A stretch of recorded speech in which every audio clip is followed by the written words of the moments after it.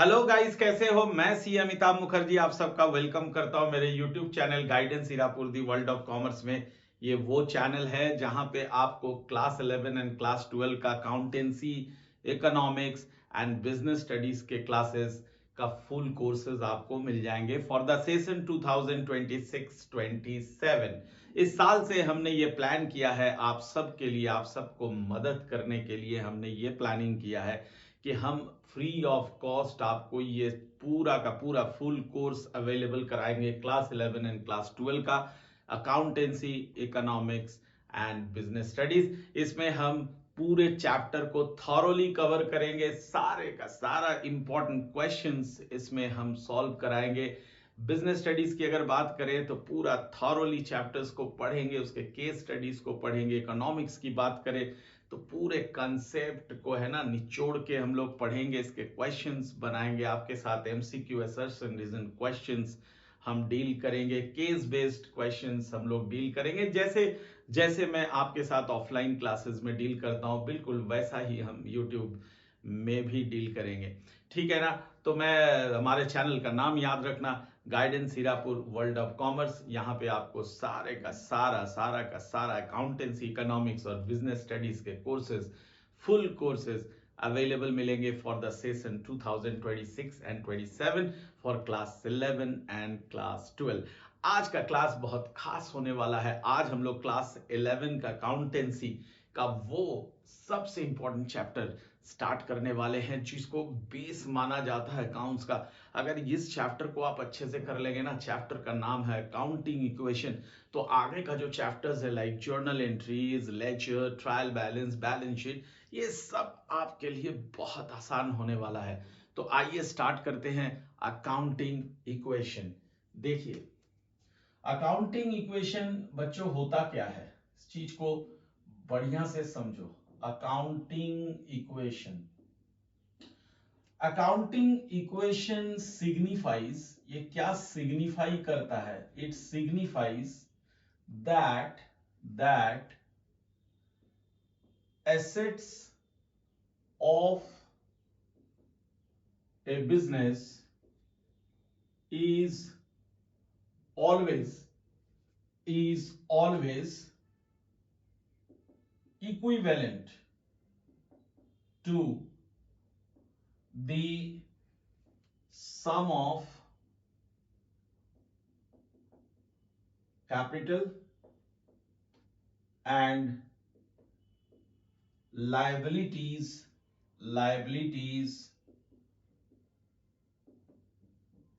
of the business। क्या कहता है, बहुत सिंपल है, देखो ध्यान से। अकाउंटिंग इक्वेशन ये सिग्निफाई करता है, क्या सिग्निफाई करता है, क्या इंफॉर्मेशन देता है कि एक बिजनेस का जो एसेट्स है, यानी एक बिजनेस का, इसको अगर हम मैथमेटिकल फॉर्म में लिखें, एक बिजनेस का जो एसेट्स है वो किसके बराबर होता है, वो इक्वल होता है उस बिजनेस के कैपिटल प्लस लायबिलिटीज के बराबर।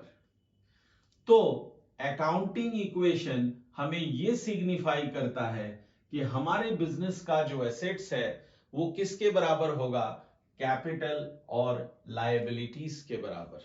आपको बेसिक कंसेप्ट्स के क्लास में ये समझाया गया है कि एसेट्स क्या होता है। एसेट्स उस प्रॉपर्टी को कहते हैं जो हमारा खुद का होता है, मैं उसको बिजनेस में यूज करता हूं, और क्यों यूज करता हूं, ताकि उससे हम इनकम जनरेट कर सके।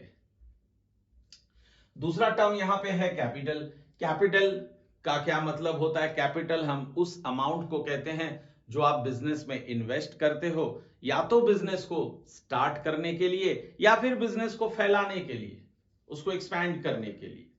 लायबिलिटीज का मतलब सिंपल होता है कि ये हमारे लिए उधार होता है। अगर बिजनेस अपने बिजनेस पर्पस के लिए किसी इंस्टीट्यूशन से, किसी पर्सन से या किसी और ऑर्गेनाइजेशन से उधार लेता है तो हम उसे लायबिलिटीज कहते हैं। क्लियर है। तो बेसिकली ये जो कॉन्सेप्ट है बच्चों, ये बैलेंस शीट से जुड़ा हुआ है, ये बैलेंस शीट से कनेक्टेड है। बैलेंस शीट हम इसी अकाउंटिंग इक्वेशन में आपको सिखाएंगे, और ये टर्म मैंने आपको प्रोसेस ऑफ अकाउंटिंग में सिखाया था। कौन से पॉइंट पे था वो? समराइजिंग वाले पॉइंट में था। याद करो, समराइजिंग में 3 चीज आता है, trial balance, trading and profit and loss account, और तीसरे नंबर पे बैलेंस शीट। ठीक है, ये बैलेंस शीट का फॉर्मेट होता है, ये बैलेंस शीट का फॉर्मेट होता है, ये एक स्टेटमेंट होता है। ठीक है, इसके इस तरफ हम लेते हैं एसेट्स को, और यहां पे एसेट्स का अमाउंट लिखते हैं। इस तरफ आता है लायबिलिटीज, इस तरफ आता है लायबिलिटीज, और इधर हम लिखते हैं इसके अमाउंट को। मैं आपको एक एग्जांपल से दिखा रहा हूं, ये जो इक्वेशन ऊपर मैंने लिखा, ये किस तरह से बैलेंस शीट को दर्शाता है, वही मैं आपको यहां पे शो कर रहा हूं। ध्यान से देखो, सपोज करो हमारे पास एसेट है कैश 1 लाख का। सपोज करो हमारे पास एसेट है स्टॉक 2 लाख का। सपोज करो हमारे पास एसेट है land and building, land and building 10 lakh का, 10 लाख का। ठीक है, 10 लाख का। अब इसको मैं टोटल करता हूं, इसको मैं टोटल करता हूं, तो ये आ जाएगा 13 लाख, ये आ जाएगा 13 लाख। ओके, अब इस तरफ लाइबिलिटीज में मैं यहां पे लिखता हूं creditors, creditors, creditors you know, हमने बेसिक कंसेप्ट क्लास में पढ़ा है। क्रेडिटर एक तरह का लाइबिलिटी होता है, एक ऐसा इंस्टीट्यूशन होता है, एक ऐसा पर्सन होता है जिससे एक बिजनेस क्रेडिट में गुड्स परचेस करता है, उधार में गुड्स परचेस करता है, उसे हम क्रेडिटर्स कहते हैं। तो let it be 1 lakh, creditors मान लो है 1 लाख। यहां पे दूसरा लायबिलिटी मैं लिखता हूं बैंक लोन, बैंक लोन है let's say 2 lakh, let's say 2 lakh, और जो ओनर है उनका कैपिटल है 10 लाख, उनका कैपिटल है 10 लाख।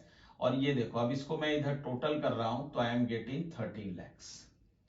तो यहां से तुम देख सकते हो, यहां से तुम देख सकते हो, ये जो एसेट साइड का टोटल है 13 लाख, और ये जो कैपिटल प्लस लायबिलिटी का टोटल है 13 लाख, ये दोनों बराबर है।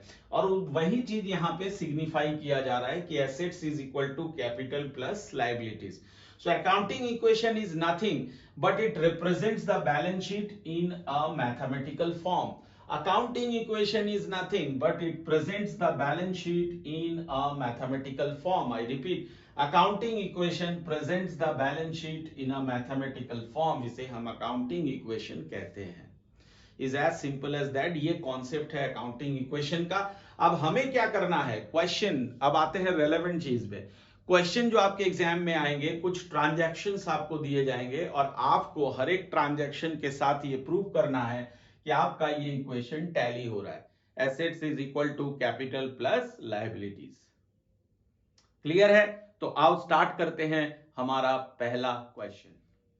बच्चों देखो, अकाउंटिंग इक्वेशन का सबसे पहले देखो फॉर्मेट कैसे बनेगा। ठीक है, यहां पे सबसे ऊपर आप हेडिंग दे दोगे अकाउंटिंग इक्वेशन। इसके लिए चाहिए एक रूलर, एक स्केल चाहिए। आप आराम से रूलर से लाइनें खींचेंगे और अपने नोटबुक में ना इसको हॉरिजॉन्टली रिकॉर्ड करोगे। वर्टिकल ये होता है वर्टिकल, ये होता है हॉरिजॉन्टल।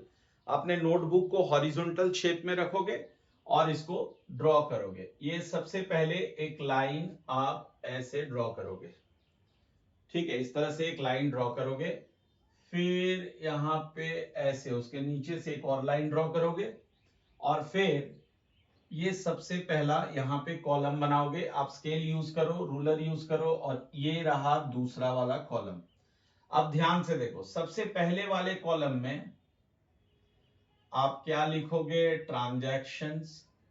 सेकंड वाले कॉलम में आप लिखोगे एसेट्स। जो सेकंड वाला कॉलम है दिस इज फॉर एसेट्स, और ये जो थर्ड वाला कॉलम है this is for capital plus liabilities. ये हो गया इसका फॉर्मेट।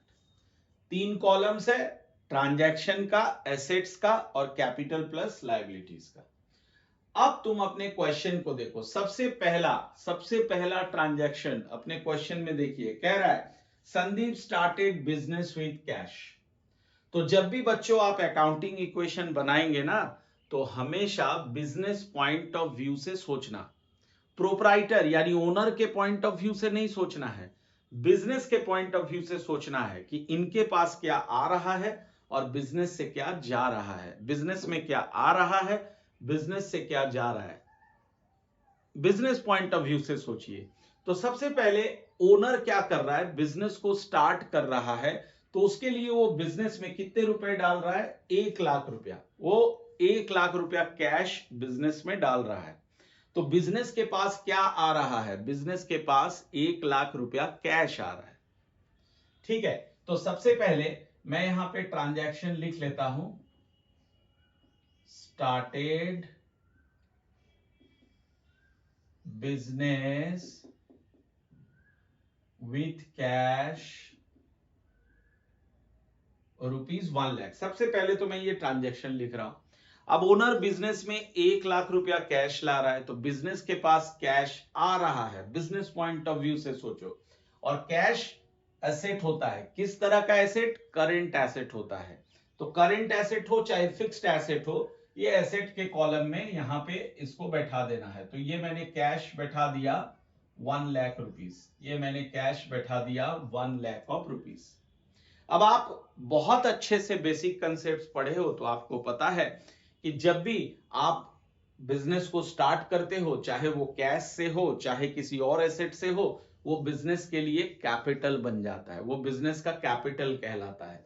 तो ये 1,00,000 रुपया हमारा बन गया कैपिटल। तो कैपिटल आरएचएस में आता है, तो इस तरफ आप हेडिंग खोल देंगे कैपिटल का, और उसके नीचे आप यहां पे लिख देना है आपको 1,00,000।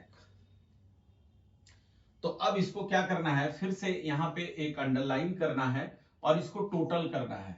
तो हमारा एलएचएस का टोटल आ गया, एलएचएस का टोटल आ गया 1,00,000, आरएचएस का भी टोटल आ गया 1,00,000।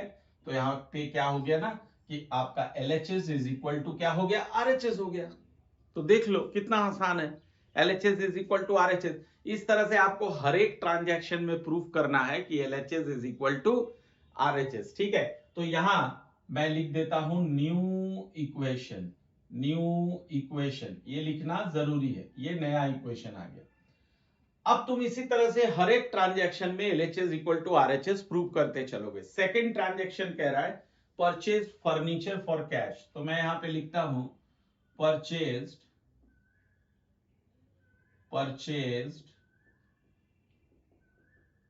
Furniture for cash. कितने का खरीद रहा है, 5,000 का, 5,000 का वो खरीद रहा है, 5,000 रुपए का खरीद रहा है। तो बाबू फिर से मैं बता रहा हूं कि आप बिजनेस पॉइंट ऑफ व्यू से सोचो कि फर्नीचर हम खरीद रहे, घर के लिए नहीं बिजनेस के लिए खरीद रहे। बिजनेस में एक और नया एसेट आ गया फर्नीचर। आपको पता है फर्नीचर फिक्स्ड एसेट्स होता है, तो हम एसेट साइड में यहां पे हेडिंग खोल देंगे फर्नीचर का, यहां पे आप हेडिंग खोल दीजिएगा फर्नीचर का, और उसके नीचे आप यहां पे लिख देंगे 5,000, यहां पे लिख दीजिए 5,000। और ये कॉमन सेंस है, देखो accountancy is all about common sense. अगर आप फर्नीचर खरीद रहे हो तो आपके बिजनेस से ना कैश चला गया, मुफ्त में तो आपने नहीं खरीदा, आप फर्नीचर लाए और आपने जिससे खरीदा उनको कैश दे दिया। तो आपका जो कैश था ना 1,00,000 रुपया वो कम हो गया, कितने से घट गया, वो घट गया 5,000 से। So let us deduct 5,000 from your cash, from your cash. और बच्चों आगे बढ़ने से पहले एक चीज और मैं आपको सिखा दूं, ये जो कैपिटल है ना, ये कैपिटल दो ही केस में अफेक्टेड होता है, जब बिजनेस को प्रॉफिट होता है और जब बिजनेस को लॉस होता है। प्रॉफिट होगा तो कैपिटल को बढ़ा दोगे, लॉस होगा तो कैपिटल को घटा दोगे, एज सिंपल एज दैट। अब क्या करना है, अब मुझे दोनों तरफ फिर से टोटल कर लेना है। अब ध्यान से देखो, ये जो ट्रांजैक्शन था इसने दो अकाउंट को इफेक्ट किया, एक फर्नीचर को इफेक्ट किया, एक कैश को इफेक्ट किया। कैपिटल को इफेक्ट नहीं किया, तो यहां पे लिख दोगे 0, यहां पे लिख दोगे 0। तो अभी मेरे पास कैश कितना बचा, 1,00,000 माइनस 5,000 करोगे बच्चों तो ये आ जाएगा 95,000। यहां पे डाल दो प्लस, एक नया एसेट आ रहा है फर्नीचर, इसलिए मैंने प्लस डाल दिया, तो ये आ गया 5,000। तो 95,000 प्लस 5,000 1,00,000 हो गया। और राइट हैंड साइड में भी देखो हमारे पास कितना रह गया, 1,00,000, ये रह गया 1,00,000। और यहां पे मैं कर देता हूं new equation, new equation. Understand this? Yes sir, ये तो बहुत इजी है। तो सेकंड ट्रांजैक्शन के बाद भी हमने देखा कि हमारा जो LHS है वो RHS के बराबर है, इक्विवेलेंट है। अब मैं थर्ड नंबर ट्रांजैक्शन की बात करता हूं। Purchase goods for cash ₹20,000। तो यहां पे लिखता हूं परचेज्ड गुड्स फॉर कैश ₹20,000। ठीक है बच्चों, ध्यान देना, गुड्स खरीद रहे हो, गुड्स खरीद रहे हो। अभी आपने गुड्स खरीदा, लाके दुकान में रख दिया, बेचा नहीं। अभी आपने गुड्स खरीदा, लाके अपनी दुकान में रख दिया, बेचा नहीं। तो जब हम गुड्स खरीद के लाते हैं और जब दुकान में उसको सजा के रखते हैं, तो मैंने बेसिक कंसेप्ट के फर्स्ट क्लास में बताया था, इसे हम लोग स्टॉक कहते हैं। क्या बोलते हैं इसको? स्टॉक। और स्टॉक जब तक वो बिक ना जाए वो हमारा एसेट है, जब तक वो बिक ना जाए वो हमारे लिए एसेट है। तो यहाँ पे फर्नीचर के बगल में मैं यहाँ पे एक हेडिंग खोल रहा हूं स्टॉक का, और उसके नीचे लिख रहा हूं 20,000। ये रहा 20,000, ये मैंने 20,000 डाल दिया। अब यहाँ बहुत क्लियर इंडिकेशन है कि आपने गुड्स को कैश में खरीदा है, आपने गुड्स को कैश में खरीदा है। तो बताओ यार, गुड्स ला रहा हूं, बदले में बिजनेस से क्या चला गया? कैश चला गया, है ना। मैंने गुड्स खरीदा और बदले में हमने क्या पे किया? कैश पे किया। तो कैश में से 20,000 मैं यहाँ पे माइनस करने वाला हूं, 20,000 मैं माइनस करने वाला हूं। इस ट्रांजैक्शन ने भी दो चीज को इफेक्ट किया, कैश को और स्टॉक को। फर्नीचर को इफेक्ट नहीं किया, तो इसलिए मैं यहाँ 0 लिख देता हूं, और कैपिटल में भी मैं क्या लिख देता हूं? 0। अब मैं इसको टोटल करूंगा, अब मैं इसको टोटल करूंगा। 95 minus 20, that gives you 75,000. 5,000 stands for furniture, plus नया एसेट आ गया 20,000 का स्टॉक, और इधर आप देख लो आपका कैपिटल खड़ा रह गया 1 लाख पे। तो अगर आप लेफ्ट हैंड साइड को जोड़ो, 75 प्लस 5 80 प्लस 20 1 लाख, और इधर भी आ गया 1 लाख। तो फिर से आपने न्यू इक्वेशन को टैली कर दिया। होपफुली सारे बच्चों को ये समझ में आ रहा है, बहुत इजी है। हाँ सर, इसमें क्या खास बात है? चलिए आगे बढ़ता हूं। Purchase goods on credit 36,000। तो यहां पे मैं लिखता हूं purchased goods on credit ₹36,000। Purchase goods on credit ₹36,000। अरे बाबू थोड़ा दिमाग लगाया यार। देखो बहुत सिंपल है, हमने फिर से गुड्स खरीदा, इससे ऊपर भी हमने गुड्स खरीदा था। तो कौन सा एसेट बढ़ गया था? हमारा स्टॉक। इस बार भी स्टॉक बढ़ जाएगा। जब भी गुड्स परचेज करोगे स्टॉक विल इंक्रीज। इस बार कितने से बढ़ रहा है? 36,000 से। तो यहां पे लिख देता हूं 36,000। ठीक है, आप प्रीवियस ट्रांजैक्शन से इसको कंपेयर करो। प्रीवियस ट्रांजैक्शन में क्या था कि आपने गुड्स खरीदा था कैश में, इस बार आप गुड्स खरीद रहे हो क्रेडिट में, उधार में खरीद रहे हो। तो भैया जी, जब उधार लेते हैं ना हम किसी से बिजनेस के लिए, तो हमारे लिए लाइबिलिटी होता है। जब हम बिजनेस के लिए उधार लेते हैं तो हमारे लिए लाइबिलिटी होता है। और मैं लाइबिलिटी साइड में यहाँ पे हेडिंग खोलने वाला हूं क्रेडिटर का। जिस आदमी से हम उधार लेते हैं उसे हम क्रेडिटर कहते हैं, और जिस आदमी को उधार में बेचते हैं उसे डेटर कहते हैं। इसको दिमाग में रखना है एकदम, इसको मैंने फर्स्ट क्लास में सिखाया था आपको। तो यहां पे क्रेडिटर हमारा आ जाएगा 36,000। ये मैंने लिख दिया 36,000, ये क्रेडिटर आ गया। अब यहां पे ये जो ट्रांजैक्शन था इसने कैश को इफेक्ट नहीं किया, 0 लिख दिया। यहां पे भी 0 डाल दिया। अब इसको मैं करने वाला हूं टोटल, इसको मैं करने वाला हूं टोटल। कैपिटल में भी लिख दिया 0। तो ये आ गया बाबू 75,000 रह गया आपका कैश, 5,000 रह गया आपका फर्नीचर, 56,000 रह गया आपका स्टॉक, 1 लाख रुपीस आ गया आपका कैपिटल, और 36,000 आ गया क्रेडिटर। तो अगर मैं दोनों तरफ ऐड करूं तो 1,36,000, और इधर भी आ गया 1,36,000। आप ऐड करके देख लो। ठीक है, तो इक्वेशन फिर से टैली हो गया, और इसका नाम दे देना है आपको न्यू इक्वेशन। तो होपफुली तुम लोगों को समझ आ रहा है कि किस तरह से अकाउंटिंग इक्वेशन बनता है, और हर एक ट्रांजैक्शन के साथ किस तरह से हम इक्वेशन को टैली करते हैं, LHS is equal to RHS करते हैं। अब मैं आता हूं नंबर 5 में। नंबर 5 देखो बच्चों क्या कह रहा है, पेड फॉर रेंट 700। तो यहां पे मैं लिखता हूं पेड फॉर रेंट ₹700। ये मैंने रेंट पे किया 700 का, ठीक है। तो रेंट मतलब आपका जो शॉप का बिल्डिंग है उसके लिए आप किराया दे रहे हो, रेंट दे रहे हो। तो रेंट हमारे बिजनेस के लिए एक्सपेंस होता है। किस तरह का एक्सपेंस? Capital revenue expenditure. 3 तरह का एक्सपेंडिचर मैंने सिखाया है, रेवेन्यू, कैपिटल और deferred. Revenue expenditure, capital expenditure, deferred revenue expenditure. Revenue expenditure क्या सिखाया था? जो day to day business operations के लिए जरूरी होता है और जो रिकरिंग इन नेचर होता है, जैसे हर महीने हम रेंट देते हैं, हर महीने हम सैलरी देते हैं, तो ये सब रेवेन्यू एक्सपेंडिचर होता है। Capital expenditure one time basically single transaction होता है। कभी आपने फिक्स्ड एसेट्स खरीद लिया, पता नहीं अगली बार कब खरीदोगे, तो जब भी फिक्स्ड एसेट खरीदते हैं तो वो कैपिटल एक्सपेंडिचर होता है। और जब इन दोनों को मिक्स करके कोई खर्च आता है लाइक एडवर्टाइजमेंट का, तो वो आपका डिफर्ड रेवेन्यू एक्सपेंडिचर होता है। इसमें मैं नहीं जा रहा हूं, ये मैं ऑलरेडी आपको समझा चुका हूं। तो रेवेन्यू एक्सपेंडिचर हमारा 700 है। अब थोड़ा कॉमन सेंस लगाएंगे, कि मैं रेंट पे कर रहा हूं, सीधा लिखा हुआ है पेड रेंट, मैं रेंट पे कर रहा हूं। तो बाबू आपके बिजनेस से कैश चला गया, हाँ कि ना? Yes sir, cash is going out, cash जा रहा है। तो आप कैश में से ना 700 को यहां पे माइनस कर देंगे, कैश में से 700 को आप माइनस कर देंगे, सिंपल बात।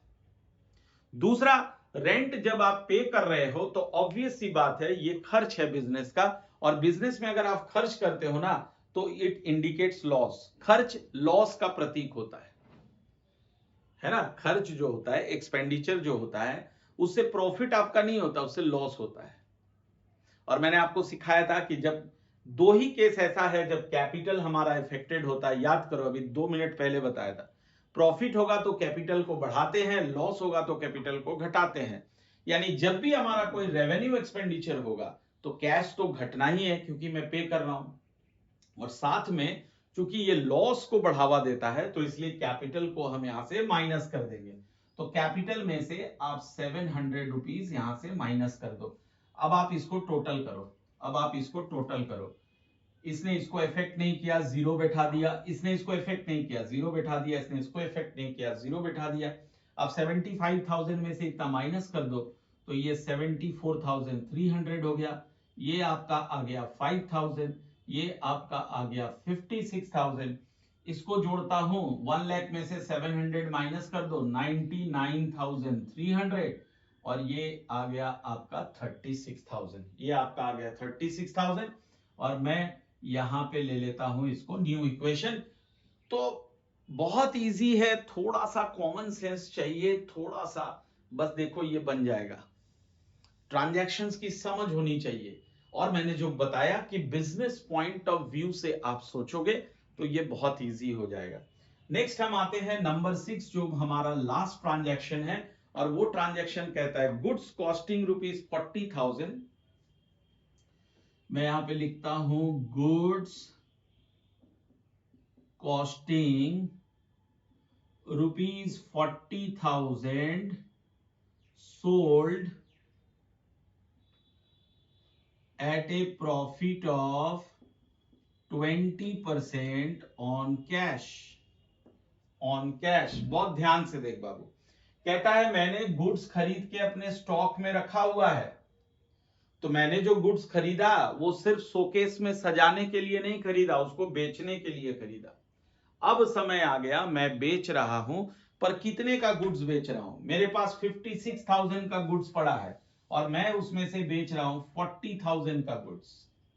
लेकिन जब हम बेचते हैं तो ऑब्वियस सी बात है कि खरीदे हुए दाम पे नहीं बेचते हैं, उस पर प्रॉफिट जोड़ के बेचते हैं। तो हम यहां पे प्रॉफिट जोड़ रहे हैं 20% हम यहां पे प्रॉफिट जोड़ रहे हैं। तो इसके लिए बच्चों आपको क्या करना है ना, आपको एक छोटा सा रफ वर्क करना है। रफ वर्क में आप यहां पे सेलिंग प्राइस निकाल लोगे कि कितने में मैंने बेचा। सेलिंग प्राइस का फॉर्मूला होता है आप में से बहुत सारे बच्चों को आता होगा ये formula, cost price plus profit.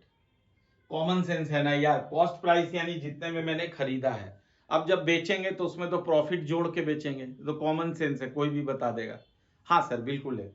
तो यहाँ पे मैं लिखता हूं as far as this question is concern, cost price है 40,000, तो यहाँ पे मैं लिख देता हूं 40,000 प्लस कर देता हूं प्रॉफिट। प्रॉफिट है 20%। 20% ऑन व्हाट? 20% on this 40,000। तो आप यहां पे करोगे 20/100 इंटू 40,000। बढ़िया से समझ लो बाबू, जब प्रॉफिट दिया रहेगा, परसेंटेज गिवन रहेगा, तो वो आप कॉस्ट पे निकाल दोगे। कभी कभी वो थोड़ा सा टफ क्वेश्चन में आ जाता है कि प्रॉफिट का जो परसेंटेज रहता है वो सेलिंग प्राइस पे दे देता है, तो आएंगे हम लोग बाद में। पहले सिंपल वाला सीख लेते हैं कि जो प्रॉफिट है अगर उसका परसेंटेज ओनली गिवन है, जैसे 20% गिवन है, तो आप उसको हमेशा कॉस्ट प्राइस पे निकालोगे। कॉस्ट प्राइस कितना है हमारा? 40,000, उसका 20%। तो फाइनली ये कितना आ रहा है? फाइनली ये आ रहा है 40,000 प्लस 8,000 इज इक्वल टू 48,000। ये 48,000 आ गया। क्लियर है? अब मैं जो तुमको ब्रह्मास्त्र दे रहा हूं उसको दिमाग में रखो। अभी तक तुम जितने भी ट्रांजैक्शन बना रहे थे वो केवल दो ही अकाउंट को हिट कर रहा था, दो ही अकाउंट को वो इफेक्ट कर रहा था। लेकिन ये एक ऐसा ट्रांजैक्शन होता है जब हम गुड्स को बेचते हैं तो वो हमेशा तीन अकाउंट को इफेक्ट करता है, तीन अकाउंट को इफेक्ट करता है। अब क्या क्या इफेक्ट करेगा? फिर से मैं बोल रहा हूं, कॉमन सेंस है। मुझे बताओ, जब तुम लोग गुड्स खरीद रहे थे तो स्टॉक बढ़ रहा था, स्टॉक बढ़ रहा था। उसी स्टॉक को, उसी गुड्स को जब बेचेंगे तो स्टॉक क्या होगा? घटेगा। तो यहाँ पे जो कॉस्ट प्राइस है ना, कॉस्ट कितने का गुड्स बेच रहे हो, कॉस्टिंग देखो, कॉस्टिंग 40,000, वो 40,000 आप यहाँ पे स्टॉक में से माइनस कर दो, 40,000 यहां से माइनस कर दो। याद रखो, जिसके आगे कॉस्टिंग रहेगा उसी अमाउंट को यहां स्टॉक में से माइनस करना है।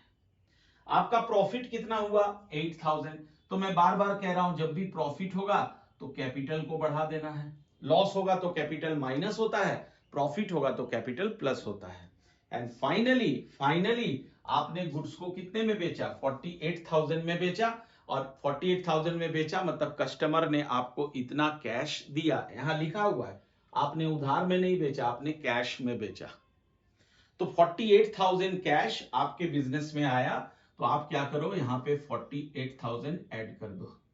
इसमें कोई इफेक्ट नहीं हुआ, जीरो बैठा देता हूं। अब इसको मैं टोटल करता हूं, अब मैं इसको टोटल करता हूं, इसके साथ इसको जोड़ो, 1,10,000 और 12, 1,22,000, 1,22,300 प्लस ये आ गया 5,000 प्लस इससे इसको माइनस कर लो, कितना आ गया? 16,000। इसको टोटल करो, 107,300 प्लस 36,000। ये बन गया हमारा अकाउंटिंग इक्वेशन। अब दोनों तरफ टोटल करके देख लेना, ये इक्वल आ जाएगा। अब क्या है, हमेशा मैं लिख रहा था न्यू इक्वेशन, अब आप लोग लिखोगे इसको final equation. Final equation. Hopefully आपको समझ आ गया अकाउंटिंग इक्वेशन कैसे बनता है। अगले क्लास में हम लोग और नए क्वेश्चंस बनाएंगे। बच्चों तब तक के लिए अलविदा। जय भारत, जय हिंद।